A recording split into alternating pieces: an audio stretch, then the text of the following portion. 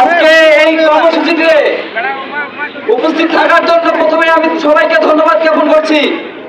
আপনারা জানেন ইসরায়েলি বাহিনী আমাদের ফিলিস্তিনি ভাই বোনদের উপর কি পৈশাচিক হামলা চালিয়েছে। আমরা এই হাতীবান্ধার মাটি থেকে তীব্র নিন্দা জানাচ্ছি। আমরা এই উপজেলা প্রাঙ্গণ থেকে তীব্র প্রতিবাদ জানাচ্ছি। আমি হাতীবান্ধার মাটি থেকে নেতানিয়াহুকে মনে করিয়ে দিতে চাই, তুমি কি ফেরাউন নমরুদের ইতিহাস ভুলে গেছো? তুমি ফেরাউন নমরুদের ইতিহাস ভুলে যাও না। যদি জুলুম করো তোমার অবস্থা ওই ফেরাউন নমরুদের মতোই হবে। তুমি মুসলমানদের বিপক্ষে যাও না। এই মুসলমানরা শুধু একাই নয়, শুধু ফিলিস্তিন একাই নয়, এর পাশে রয়েছে হাতীবান্ধা সহ পুরো বিশ্ব।